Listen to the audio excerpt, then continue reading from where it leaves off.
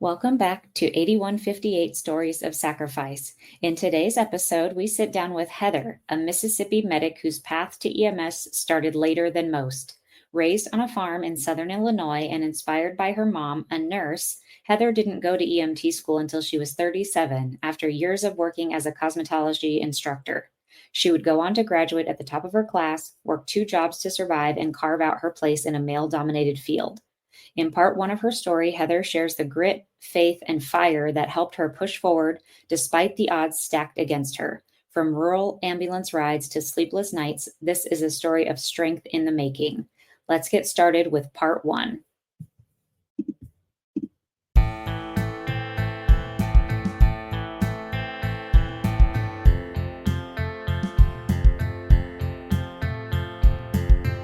You're listening to 8158 Stories of Sacrifice, where we honor the bravery of the first responders and the families who stand behind them. Real people, real stories, real heroes. This is 8158.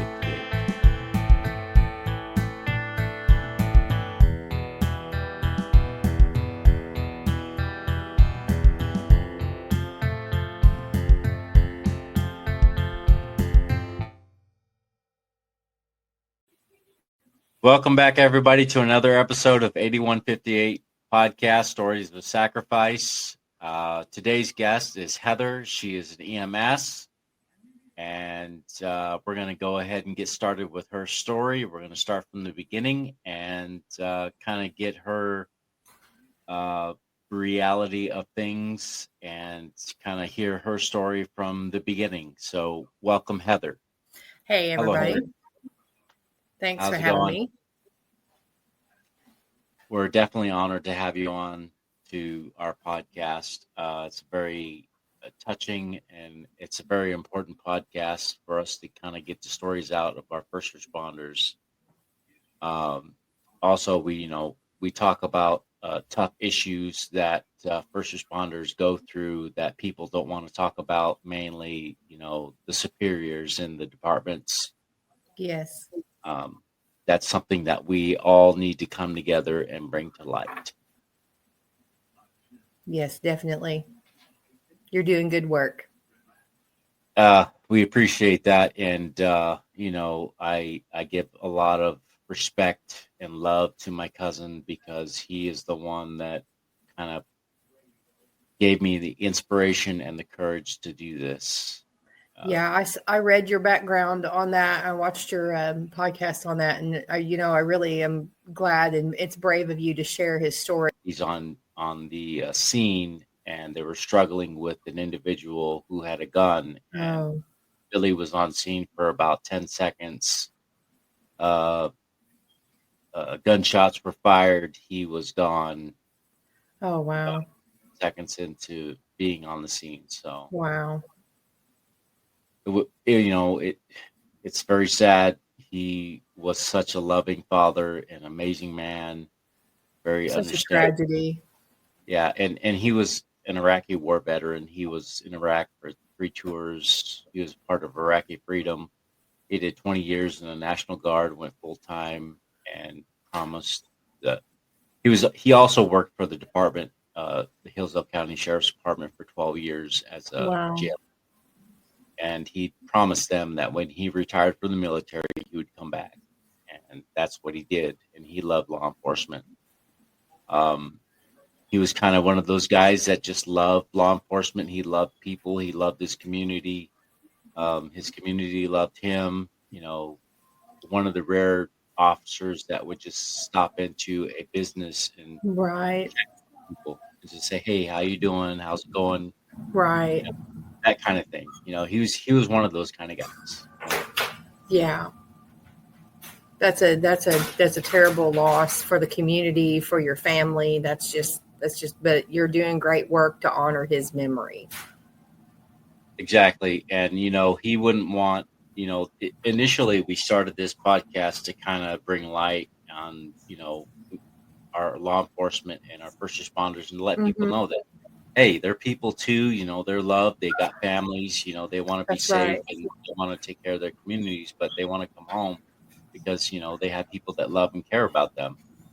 And very soon in the podcast, we found out that there's a very serious issue involved. And then I realized that, Yes. hey, this is what my cousin would have wanted, because he loved his first responders. He loved everybody so much that Right. that's what he would want us to focus on. He was not the kind of guy that wanted the attention on himself. He was very Right. humble. So It's one big family. I mean, even though we work in different areas of first responding, we're all still one big family. We all check on each other. You know, we all work together on scene. So it's a tragic loss when you have something like that. absolutely, and I've heard from other first responders that were from that community, and they were just blown away. You know, Oh, yeah. he was the first officer killed in almost 100 years. So Oh, the last time really? an officer was killed in Hillsdale County was in 1930. Oh, wow. Wow. That's saying something. And especially when it's a smaller area, it just really affects the ripple effect of that is just unreal. Yes. Fortunately, with the surrounding counties like Jackson and Lenawee County and Hillsdale County and the state police, they Mm-hmm. found the individual that killed my cousin.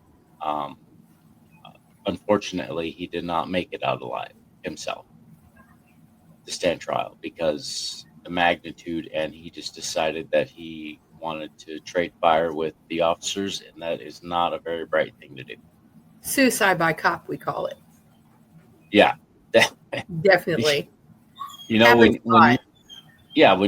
when you got SWAT team and you got state troopers and you got sheriff's Yeah. deputies from all surrounding counties coming around you, there's no coming out of that unless you come out. No, there's not. There's not. There's really not. I have to drink tea, y'all, because I get Hey, dry mouth. drink it up, girl. I got my own tea, so Great. We're good then. We're good. yeah. So I got my Kentucky tea. So Yeah. all right. Enough about that. We're gonna kind of get into your story because we're really Okay. interested in you, and we definitely love your spunk and your inspiration. You're Well, I'm definitely not. sassy. If there's anybody that's sassy, it's me. I'm on the top of the list. She's a sassy one. This one. Remember, she's Gen X, just like me, so she Yep. is a sassy one. Yeah, that's for sure. That's for sure. That is for Yeah. sure. Yeah. Okay. So let's start at the beginning. What was life like growing up on a farm in Southern Illinois? Well, it's very rural where I lived. Three-wheelers, farming, softball games, bad floods. I have the turn around, don't drown thing for me is real. We used to scoop up fish out of our front yard after the river receded. That's Wow. how close to the river we lived. We had close family. My cousins are like brothers and sisters to me. We all grew up together. We had lots of pets. I think at one time I had 19 cats outside. I mean, they grow and grow and grow. There's more. We had farm animals. We had horses. We had cows. We didn't have as many, but we had a big pig farm. But you learned how to be tough. You learn how to be resilient through all of those things. You just learn how. You're close to your neighbors. Everybody knows everyone. It's just one of those things where it's not always a picnic growing up out in the country. It's hard living. So it's just one of the things that you just grow up around and you don't know any different. But it was Right. great. I mean, there's bad times and good times growing out in places like that. But it's just one of the things where, you have volunteer fire departments. There's not a cop within 20 miles of you. Everybody kind of has to settle their disputes and help your neighbor and everything. But, it instills in you really good values and the knowing the payoff of really hard work. So, I don't regret that at all growing up in that kind of environment. I definitely admired that. I grew up in the city most most of my childhood. And Mm-hmm. my stepfather, Tim, he had a family that lived in Stockton, California, and we used to go Yeah. out there all the time and ride the horses. And Yeah. I always loved the country, and I always felt that's where I belonged. The I country mean, was where I belonged. I hated the city. I could I not mean, stand the city. I understand. I mean, I never grew up in the city. I mean, for my 7th birthday, I got a 3-wheeler. We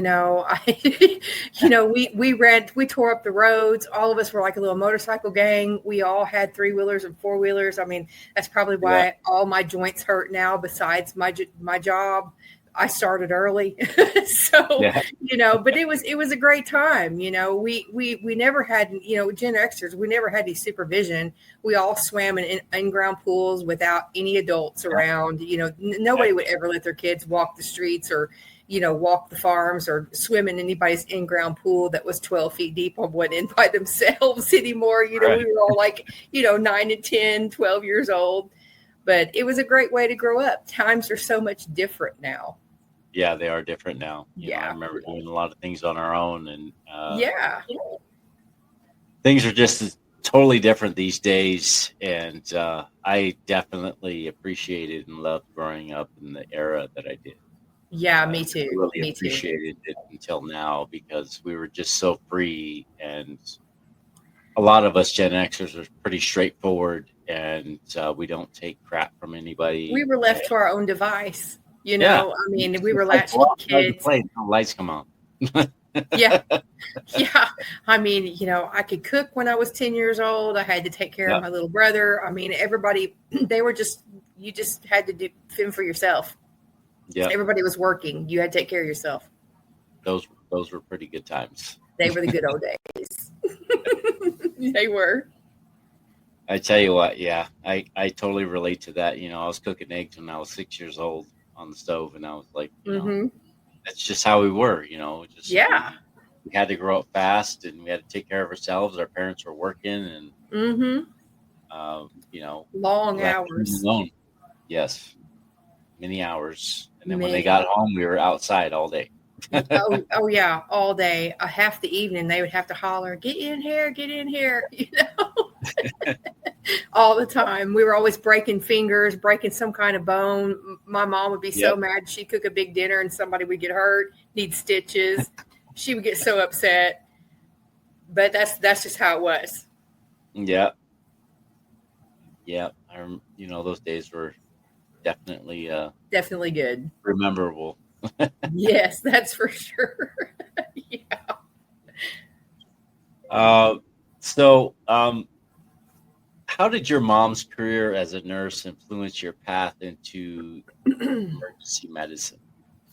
Well, my mom went back to school when I was in high school. So she was working really hard. I used to help her study. We kind of come from a medical family. I have doctors in my family. My great grandfather was a doctor. So there's medicine in our blood. So my aunt that recently passed, she was a nurse, retired, of course. My mom's a nurse, she's retired, but she went when I was in high school because life happened for her too. She didn't get the opportunity to do what she wanted to do till she was later in life. She was 38 when she went back to school. It was tough, but it taught me she was hell bent. She was going to go to school because a lot of people told her that she wouldn't make it. She only had a high school education at the time. She had to go back to college and start from scratch. And people really didn't believe that she could do it. But that was the worst thing. That was the best thing you could have told my mom because she's bent on doing it. She was going to succeed. She taught me discipline and dedication from that. I mean, just a forward focus that just was just one track. She would tell me her trauma stories. She worked in the ER to decompress sometimes and to teach me lessons about drugs, alcohol, doing stupid stuff, not wearing your seatbelt. I mean, she would just tell those stories like we all tell stories now. It made a huge impact on me. Even though she was going through a lot of personal struggles at that time too. My mom graduated magna cum laude from college. I was super Oh my proud of her. gosh. She Amazing. kicked ass and took names. I mean, she really did. She had to get a tutor. She said that she sat outside her chemistry professor's office and cried every day because she had a hard time with math and things going back to school. It had been, 25 years since she had been in school, and she worked really hard. She busted her butt and she succeeded, and she had a very good career. People trusted her. People relied on her. She was a charge nurse. She worked in the unit and she worked in the ER, and it had a major impact on me of how my mom, worked her butt off with that and that singular drive to do that and succeed at it. So it really did, because I got married when I was 18 then, and my mom travel nursed. That's the way my mom and dad bought their home in South Carolina. I mean, my mom traveled to California and South Carolina and all the places kind of up north, some out, Midwest, north, and she worked in St. Louis some and around, but then she kind of spread her wings and went out and worked in Napa Valley and San Francisco. Yeah. And she loved it. And they finally settled in Charleston, South Carolina, because that's where she worked down there at the Naval Hospital and the MUSC, which makes, some hospitals look like a parking lot compared to the size of the hospital that, she worked in. She retired from there, and, they made a life there. They've lived there for 31 years now in South Carolina. So that's how they bought their home. That's how they had the things that they had, and it was well worth it. My dad had a great job with the city there, but I mean, nurses make good money, especially when you got a lot of experience under your belt. So, it made a big impact on me.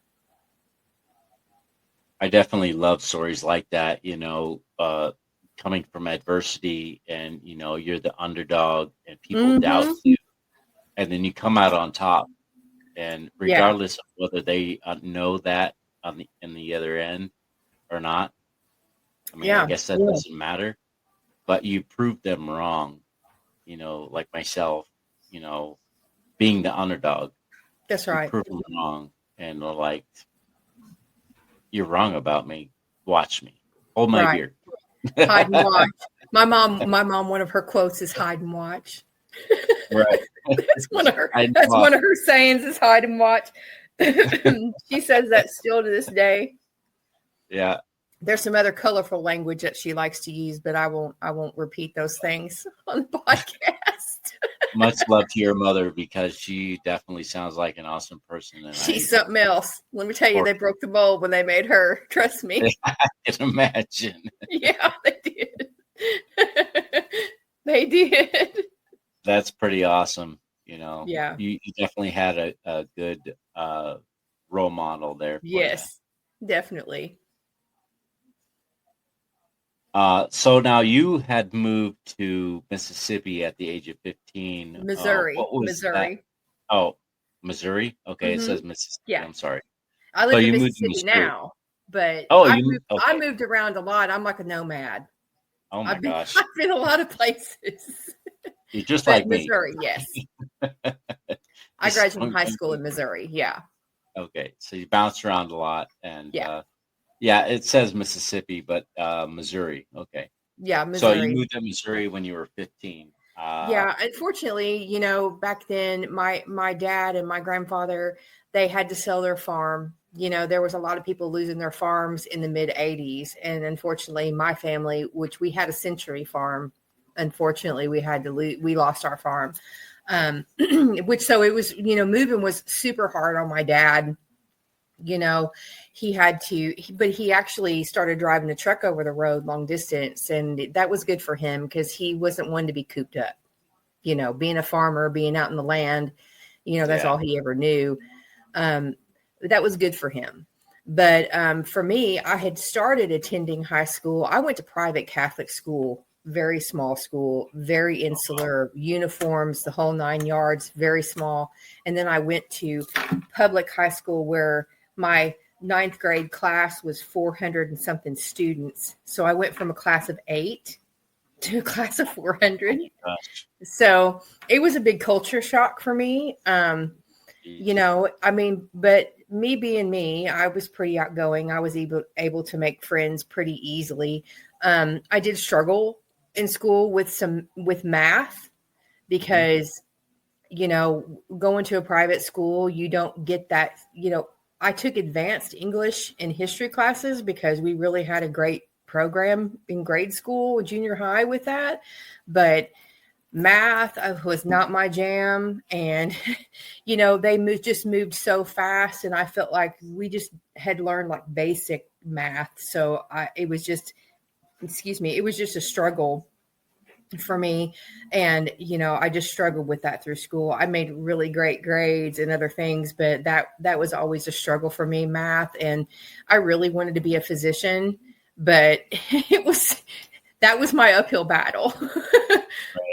So unfortunately, I didn't get to follow that path, but I followed the path I was supposed to be on anyway, eventually. Right. But it was a big change. It was a big change, but I mean, I rolled with it. You made it happen, and Yeah, I made it happen. Math wasn't. I my made some favorite. great friends. I really loved the school I went to, and it was, look, it was the 80s. It was everybody had the big hair. I mean, it was a great time. It was a great time to go to high school. You could go and get your driver's license, and you didn't have to have, you could just drive off anywhere. You could have gone to California if you wanted to, I mean, that was the great time to go to school. Yeah, So, some pretty good old days there. yes, the good old days. Again. I'm glad they're not like that anymore because, oh my God, the kids these days are just. Yeah. I mean, the kids look at you like you're crazy now. You say, we used to leave school and go eat and, go do stuff. And people are like, what? But we didn't have school shootings back then. It was just unheard of. You don't have all this craziness. Right. A kid's got in a fist fight. Sure. That was the story of the day, Right. But I mean, they don't have this violence that they have now. It terrifies me for my own grandkids, I distinctly remember when I went to school, in high school, and I was in a small town, and it was called Escalon, California. Mm-hmm. And I distinctly remember some of my friends had gun racks in the back of their pickups. Oh, yeah. I went to, and there was never any issue or any problem. No. That was just strictly for hunting. During the hunting season, they would have their guns on the racks. Yeah, because where I went to school at, Cape Girardeau, Missouri, that's not where I live now, but where I went to school at, you have to remember it was still a college town, a bigger city, but not like people think city. You're still, you still got the hunting and the fishing and everything else. It's still in the Midwest. It's still country. It's, people, like you said, had the gun racks and, go deer hunting and duck hunting and everything. Yeah. I mean, my cousins and are hunting outfitters. They're professional hunters. They've won so many awards and everything like that. My brother, I mean, they live for it. Right. Even though they're getting older, they don't do it as much. But at that age, you couldn't even see them. They were always hunting. Right. Right after school, when they were done with school, they go hunting. Oh, yeah. And in the wintertime, are you kidding me? Yeah. No. You couldn't do that today. That's just not going to happen. Right. So on Squid, we're going to switch some gears here. Yeah. And so you were a cosmetology instructor for years before jumping into EMS school at 37. What inspired you? As if you can't tell.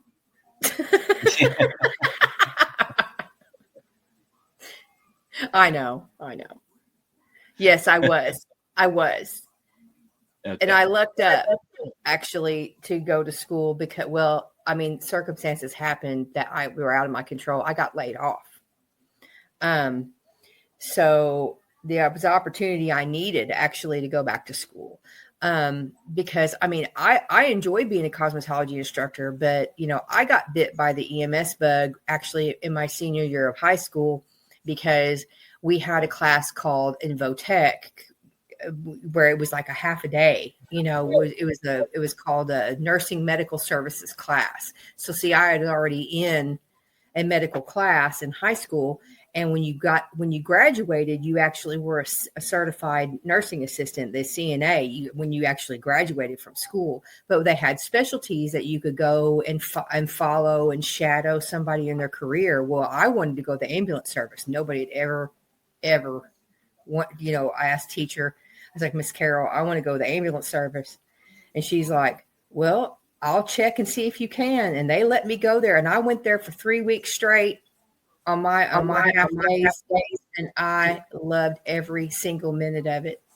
So, but I got married, and my husband at the time, he got deployed. He was also in Operation Iraqi Freedom. So, and I had a baby on the way, and life happens, and when your husband is deployed and you live, on the military base, and I had to go home, things like that, life happens. So I didn't have the opportunity to go to school because I was raising children. So when I got laid off from my job, we lost our home. Thank goodness I had to live out of a suitcase at my friend's house. So for several months, almost a year, I was able to take advantage of, in the state of Tennessee, I was able to take advantage of what's called the WIA program, where it was specifically for people. This was in 2008. Was able to take advantage of that program where they would pay for your school and your books as long as you had to maintain a certain GPA, and you had to attend class. If you had any kind of, absentee problem, they would kick you out of the program. So I started going back to school with that because at the time I was married to my second husband, and he was an engineer. So he made too much money for me to get a Pell Grant. Wow. But I was able to take advantage of that program because I had been laid off. So it didn't have anything to do with him. So I was able to get right into school and start taking my prerequisite classes, like my anatomy 1 and 2, and my math class that I had to sit down and cry every day and have a tutor. But I made it through. And I started EMT school at the end of 2008. And started my basic class. And then back then, in the old days in Tennessee, it was basic, EMT, IV. And then you had to get accepted to paramedic school to go to paramedic school. So that's when I started going to school because I got laid off. And it when one door closes, a window opens somewhere. Mm-hmm. So that's how I got the opportunity to go to school. To go back to school, because I had been to four-year university before my first husband got deployed, but I had to go. So right. Definitely understand that. A lot of people these days, they don't understand that there is also a silver lining between the things that happen and the things that are going on. Mm-hmm. And I've always found the silver lining in the things that have come my way and have made something. I was devastated at first because I didn't know what I was going to do. I mean, because at the time, my second husband and I were married, and at the time he had gotten laid off from his job. That's why we lost we were renting at the time, but we couldn't pay our rent. We had to move out. So, but he had found a job right away because he had a college degree and he had an engineering degree, and he was able to find a job. But for me, that was near impossible. I had to go back to school, and I knew exactly what I wanted to do. That you did. There was no question. I knew exactly what I was going to do. Which brings us to our next question: is what was it like stepping into the EMT school later in life, and then crushing it at the top of your class? Well, I had people tell me that I couldn't do it either. So, or that it would be difficult for me to do. That drove you. But what was good is that I didn't feel like the odd man out, because there were several people, because I went to Jackson State, and they have a lot of blended classes. There's a lot of people that go to school that are non-traditional students, so that I had a mixed bag in my class, in EMT school and in paramedic school. So I wasn't the only one that was a little bit older. So, now granted, most of them were in their 20s, but there's a couple of us that were older, or a couple of them were, like 30, but the rest of us a couple of us were a little older. But fortunately for me, while I was going to medic school, I didn't have to, and I give much props to my friends and coworkers and people that came before me that had to bust their butt and work the way that they did while they're going to school. Because when I was in school, because of the fact that my husband at the time had the engineering job, I didn't have to work. I was able to focus all of my attention on school and clinicals and everything, because it is so much. So I have the utmost respect for people that weren't able to focus 100% of their attention on school like I was. Right. So, there's something to be said for that, because people just cannot, that haven't been to EMT school, especially now with advanced EMT or paramedic school, have no clue of how difficult paramedic school is, especially. They always talk about, nursing school. Well, I'm not knocking nurses, because I know nursing school is difficult. I saw my mom go through it. I have several of my friends that are going through it, and some of them are going through it right now in the bridge program. But people still don't have any clue of how difficult that paramedic school is. It is very difficult.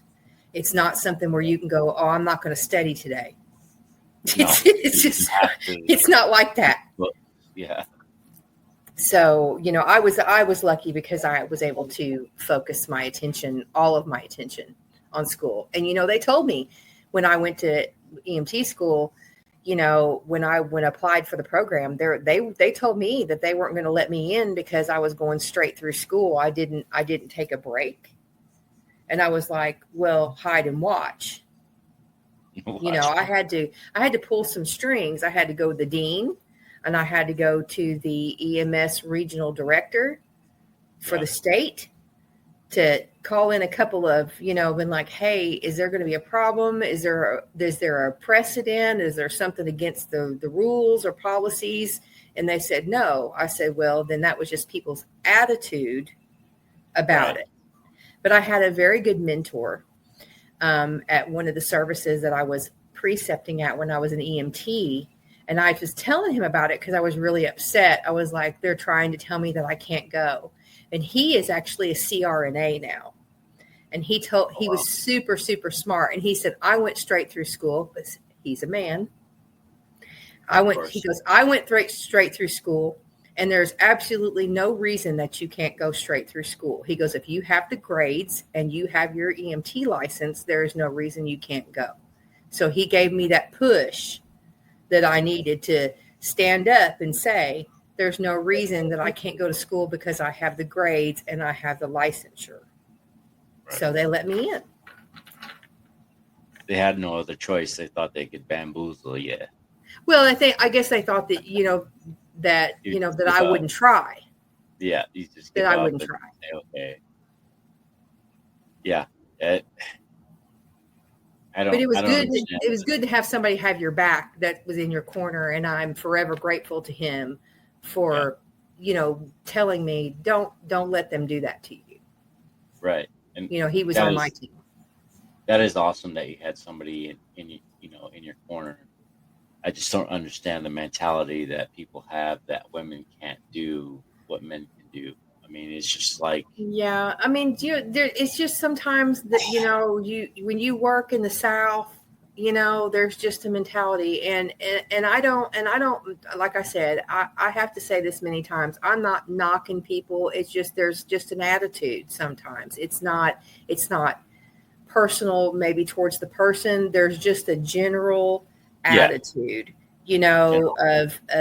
of of the way we're going to do things the way the good old boys do it, the way we've always done it. Right. And people are not willing to roll the change forward. You know what I mean? That is a lot of the problems we even still have today. And that was in 2008. Right. And it still needs to be the same mindset today. It's the same mindset. And that really holds us back.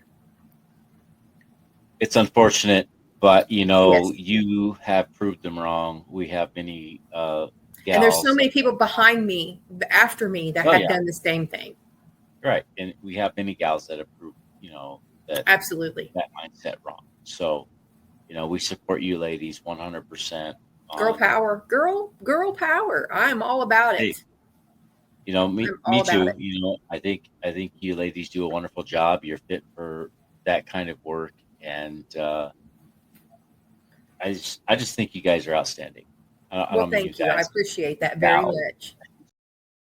We will return after this quick ad break.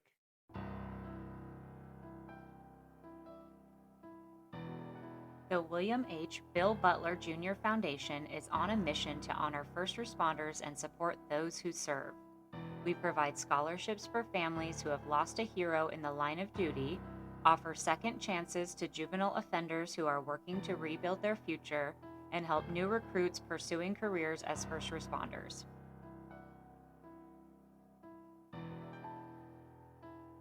Through generous donations and the sale of merchandise, we're building a community that uplifts, empowers, and creates lasting impact.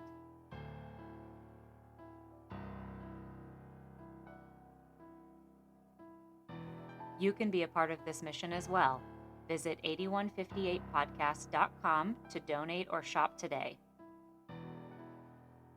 Together, we can support those who serve, honor those we've lost, and give hope to those who need it most.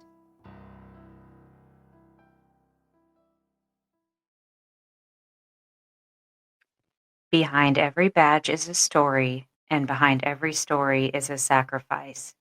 This is the 8158 podcast, where we honor the lives and legacies of first responders and their families. If our mission speaks to your heart, if these stories move you like they move us, join us on Patreon. For just $5 a month, you'll get ad-free listening, exclusive merchandise, behind-the-scenes content, and video episodes only available to our patrons. This isn't just a podcast, it's a movement, and you can be a part of it. Support us at patreon.com/8158podcast. Let's continue to share the stories that deserve to be heard.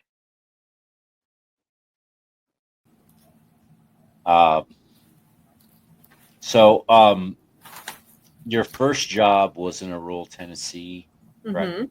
Okay. Working two jobs just to make ends meet. Can you walk us through that season of life? Yeah. Unfortunately, even still today, EMS pay, I can't speak for I can only speak for where the area that I'm in, and where I have worked. I have worked everywhere, Middle Tennessee, West Tennessee. EMS pay is poor. In 2011, it was pretty crappy.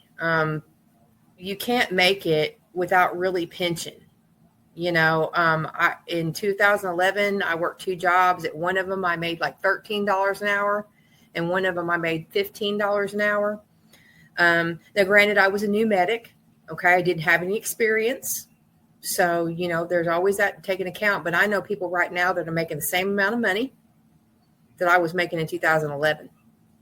Oh, my gosh. So, I was working at a service part-time. Now, granted, it's part-time. That was part-time, not full-time. There's always a difference in pay. Most places, or there's a difference in pay between full-time and part-time.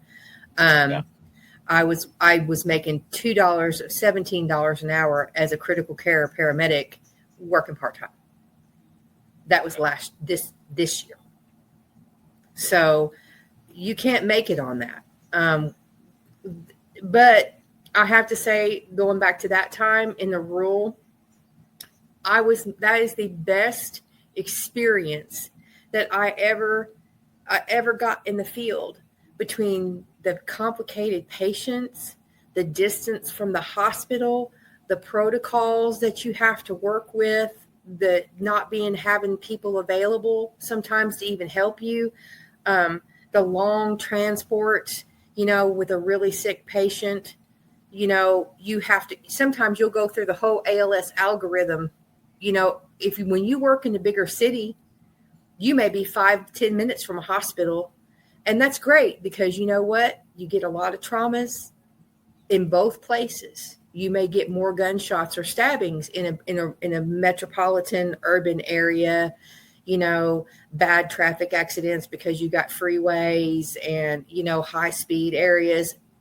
But still, you might have a log skidder wreck out where I used to work, where somebody gets mangled in farm equipment. So, 6 of one, half dozen of the other. But you're on your own. You may have some first responders, but like one of the services I worked at was very, very rural. Loved working out there. Their ER only had 2 beds in it, and then they had 2 patient rooms. So they had 4 beds total. They usually didn't even have a physician. They had a nurse practitioner and 2 nurses. So we had to do a lot of flying out of patients. And the closest hospital that had STEMI care for MI or a stroke care was an hour away by ground. So if it was raining or if inclement weather, you're not flying anybody. They ain't going anywhere. Yeah. You can Band-Aid them at the small community hospital. You do have some emergency intervention, but they're going to need more definitive, higher level of care. But I learned so much, because you have to, it is a steep learning curve. And you don't, and in my case, they were so shorthanded that I was the only paramedic at the one service I worked at for the least amount of pay. I was the only paramedic. I only had 2 years of experience under my belt. I was the only paramedic, and I had 3 EMTs, and we worked as a team. Okay. So, I had to learn real quick. I enlisted the help of my first responders, bystanders, if I had to help load patients. I did whatever I had to do. I had to take off my boots and wade through creeks. I've had to fish away from snakes. I've had to get in canoes and put people on backboards that have jumped off cliff jumping in creeks and rivers. It's just, I've never worked so hard for that amount of pay in my life. But I don't regret one day, because of all the experience that I got. And there's also the factor that you love what you do. I do. And there's days that you're like, I don't get paid enough money for this BS. Right. I was going to say, you guys don't get paid enough for it, but you still love what you do. Yeah. Excuse me. My allergies, I apologize. I can't. I'm telling you. There's not enough allergy medicine in the world to help me. But anyway, so that was the best. Yeah, I can imagine. I still work rural now to this day. I still work in a rural community, and I really enjoy that. Do you prefer rural over the city life? I like both. Yeah. I like both, because I'm a trauma junkie. I can't help myself. Okay. I can't help myself. But you know what? I get a good dose of that.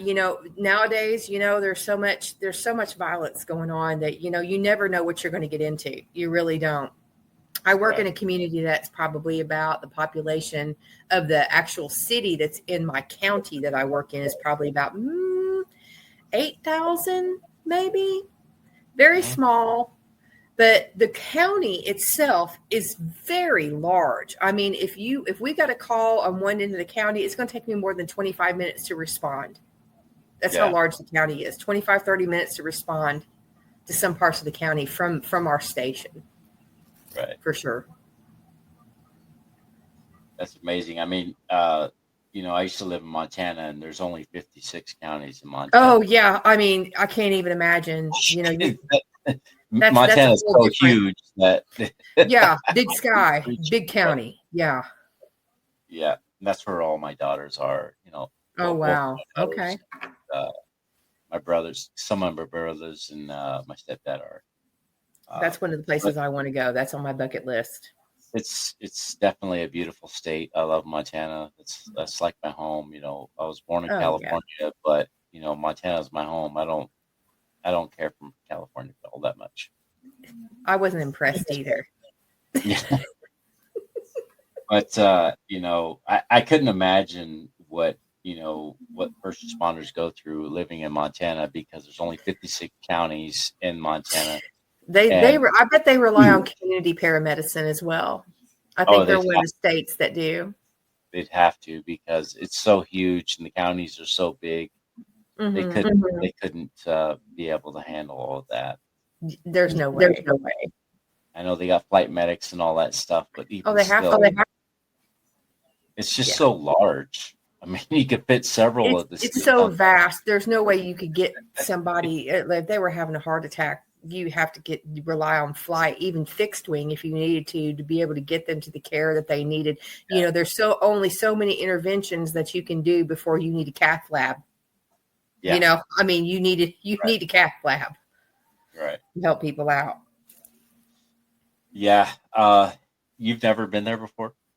No, I have not. It's on my bucket list. I would love to go. I actually have a friend of mine that I used to work with in the big hospital-based service. He's a nurse. He was a nurse traveling from there. He actually does most of his stuff, and he's home base is in Texas. But him and his wife and his child, they all stay in Montana a good probably 80% of the time. They love it there.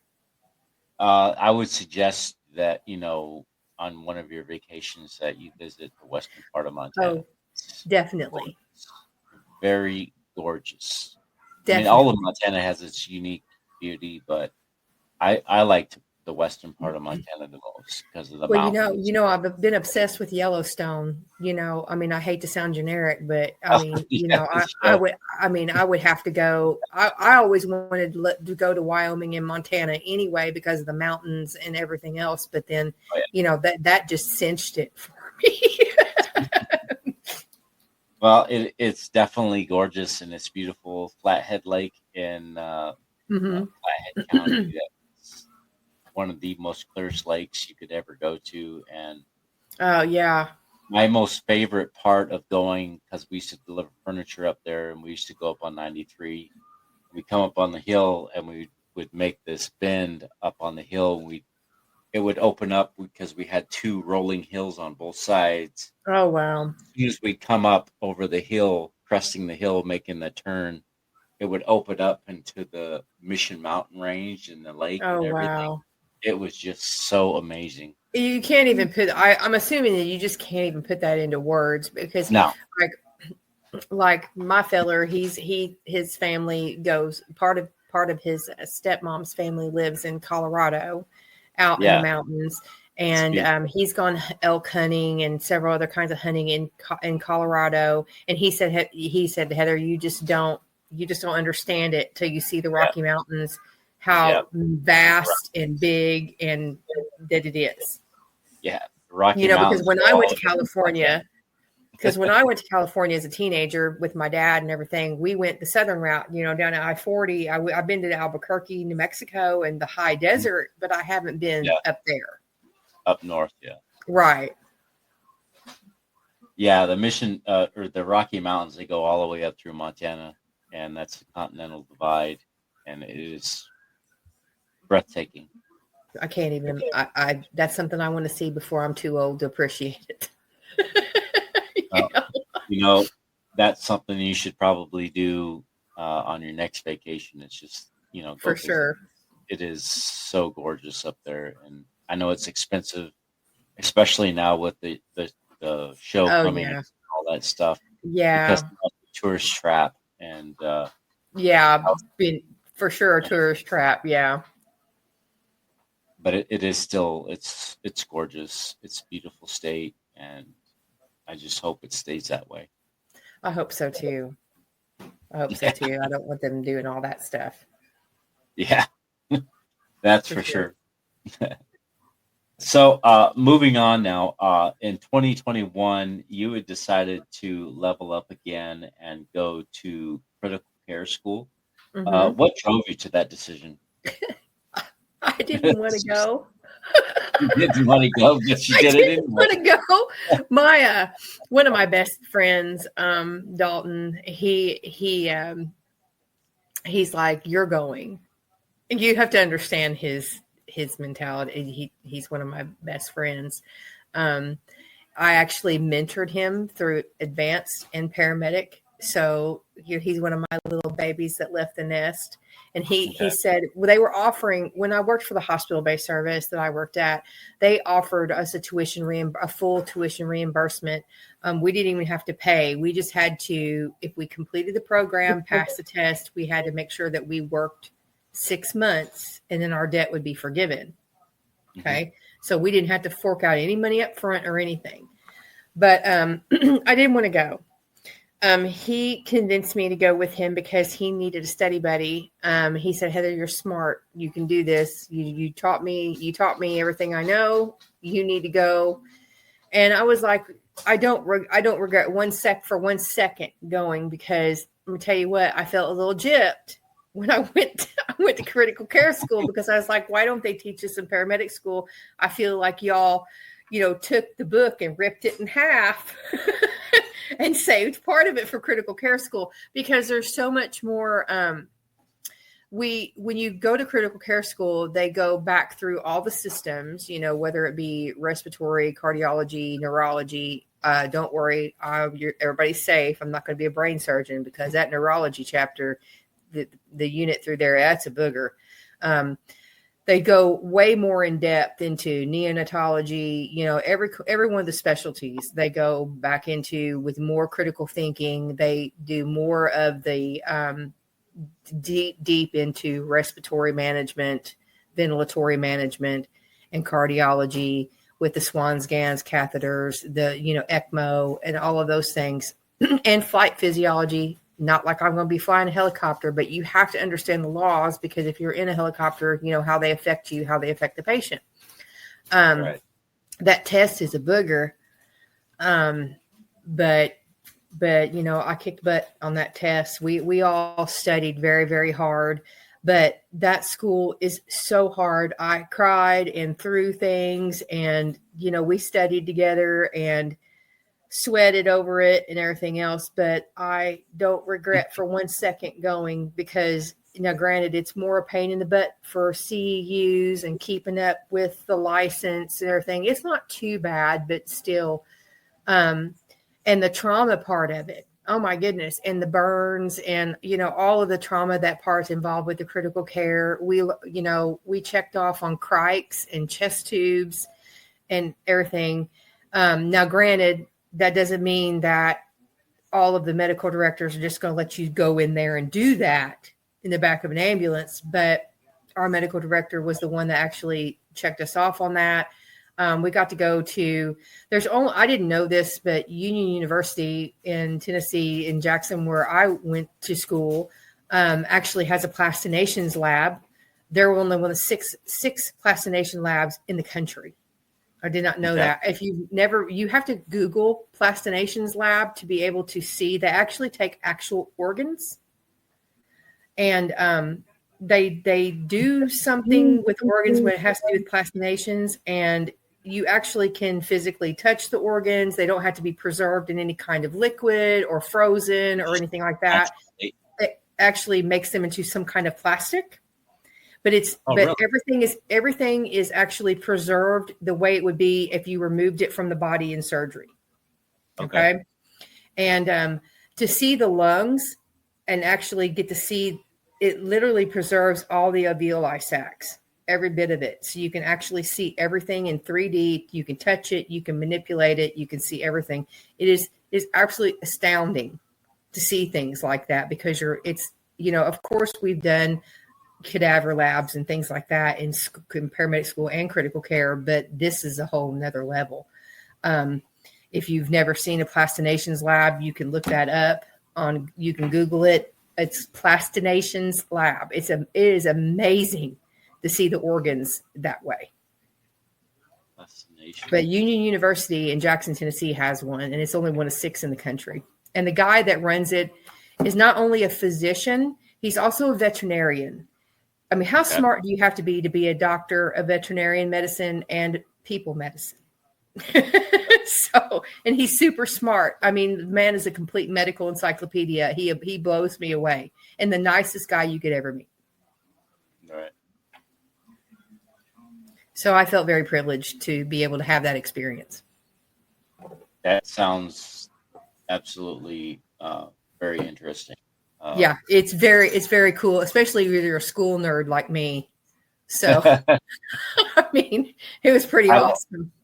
I don't know if you listened to the first episode, my episode. I kind of wanted to get into EMS and to be a paramedic firefighter and stuff. And no, obviously, I missed that. I haven't been able to catch up with everything. That's fine. I mean, I unfortunately wasn't able to do that because of my past and everything else. But I think I would have been very good at it. When I studied, I took the books and the physiology books and the everything. I took everything and I drew pictures of the bones and the organs. Oh, yeah. And I wrote descriptions down just to kind of, because it was hard for me to learn, so I had to make it interesting for myself to learn. Right. Something I wanted to learn. You had to do it in your own way. Right. So I had to draw everything out and then point it out and show this, and it helped me remember a lot of the physiology. Yeah, definitely. Human anatomy. And all the bones in the body, the anatomy of the body. I drew all the bones of the body. You see, she had to say something. Yes, okay, girl. There's somebody outside. That's why she's barking, because anybody that walks by my house, I gotta shut this door. Our kids. Yeah, I have 2 German shepherds, and it's like having a pack of wolves that leave hair everywhere. Everywhere, yeah. I know. But nobody's coming in. Nobody's coming in. That's right. That's for sure. Nobody's coming in. We've got a pit bull and a American bully Australian shepherd. I have a friend of mine that breeds American bullies. Yeah. Yeah. They're both loving dogs. Oh, I know Chewy, he's the little one. He's the American bully with the Australian shepherd, and he's very needy. He loves love. Oh yeah. He sleep with us. They're the best. And the big pit bull, he is a pampered little brat. I literally have to, when he goes to bed, when it's bedtime, he gets up, he's got his own chair. We have like one of those love chairs, like a recliner love seat. That is his chair. He gets up in that, and I have to wrap him in a blanket and tuck him in. Oh, and give gosh. him good night. He is the biggest stinking baby ever. I can't say anything because my dogs have a couch in the bedroom and they have their own couch in the living room. So I can't say anything. They have their own. I can't knock anybody else. They're rotten, spoiled dogs. And my cats are spoiled as well. I have 2 cats, and they judge you from the back of the couch. They give you the judgy look, but they're actually sweet and loving and ornery. They don't take anything off these dogs. And they don't take a thing off these dogs. Yeah, it's just crazy. We love these dogs, and they're both rescue dogs. One was surrendered to us, and the other one we adopted. Oh, we don't deserve dogs as humans. We don't deserve dogs. Yeah, a lot of humans don't deserve dogs. No. Kind of give you a little story. Chewy, he's the Australian shepherd with the pit bull. He was in a very bad home, and he was just a very small puppy, like really tiny. He had a really rough face, and the home he was in, his owner, she was in an abusive relationship, and he would abuse her and abuse the puppy. He was just a few months old, and he would literally hold the puppy by the throat and use him as a punching bag. Oh God, that's so horrible. That's so horrible. Yeah, it's, and I've, I got so I've mad. seen people abuse animals, and I couldn't be a vet tech. Yeah, I think that I would probably be in a mental institution if I had to be a vet tech, because I have such a heart for animals too that yeah, I don't think I could do it. and you know, when when first when Brienne had first proposed to me that Chewy needed a home, I was like, no, we just bought a brand new house and we don't need a dog just yet. And then she Hmm. told me about his situation, and the first thing that came to mind was like, no, he's coming home with us. Yeah, And she said, okay, definitely. she's gonna.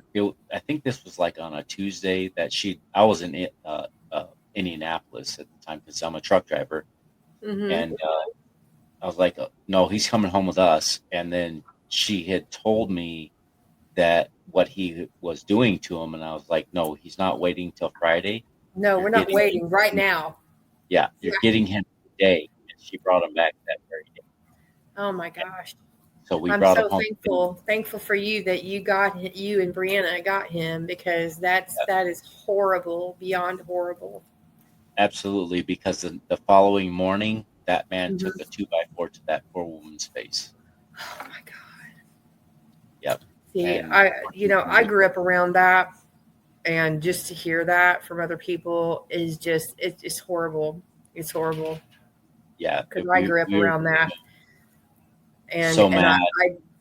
yeah, I just it's even hard for me to deal with on scenes to see that, because of the fact of what I grew up around. I have a lot of great times, but I also grew up in that kind of environment, and Mhm. it's difficult. It's difficult. Yeah, yeah, it is difficult. Yeah, so we ended up with Chewie, and he had a different name, which I didn't like, so we named him Chewie because I'm a Star Wars fan. I'm a geek, Same. but I like Chewbacca. You know, Hey, how could you not be Gen X again? yeah, that's right. I mean, it's our era, but Gen X and again. I'm also a Western kind of guy. So Yeah. we had actually started putting Chewie through training. Mm-hmm. We had a dog trainer, and she boarded Chewie quite a bit when we'd go on vacation and stuff. And Mm-hmm. the animal shelter had excess dogs, and she would take the excess dogs and board them at her place, Mm-hmm. and then she would train them while they were there. And she had Duke. Well, Duke had a different name as well. He's the pit bull.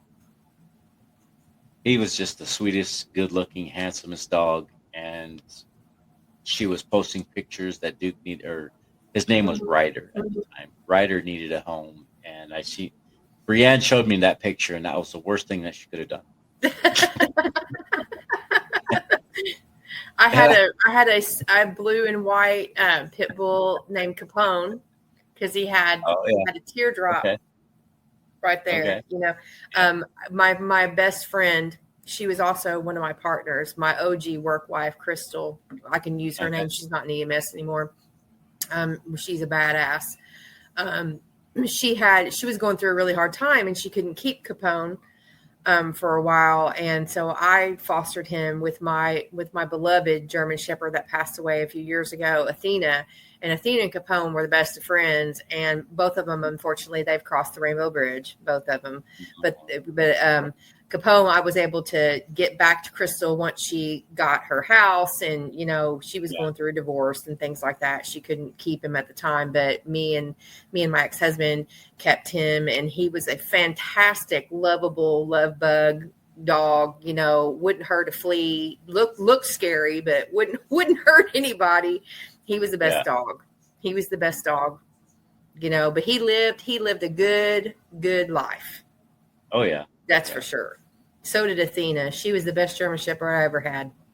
Besides Ava. My other one. She's just a good old dog. She's as sweet as she could be.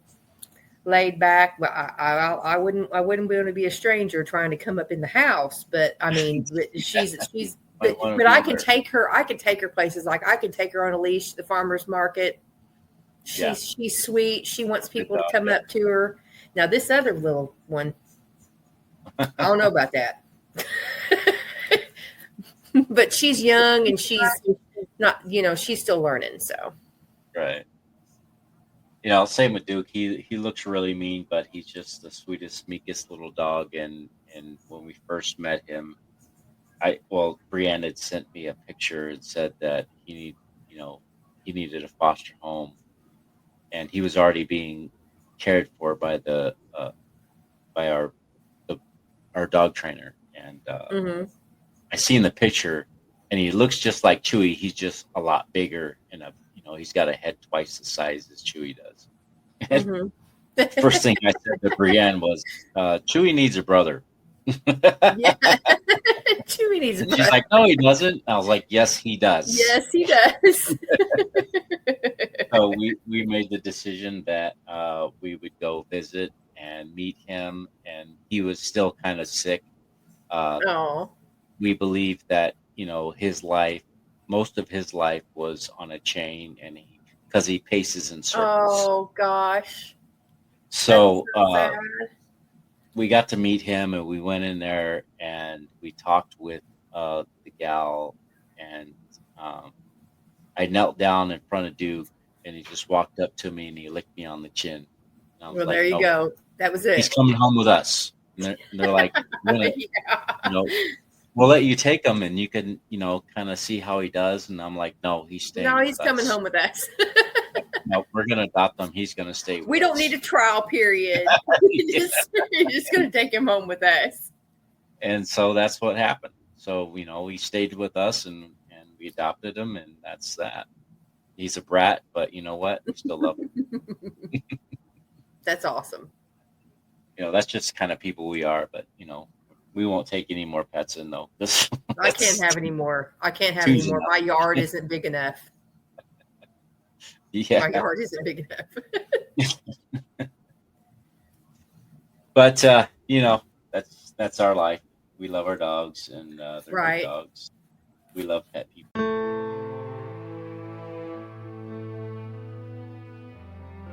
Thank you for joining us on 8158 Stories of Sacrifice. Every story we share is a tribute to the courage and resilience of first responders and their families.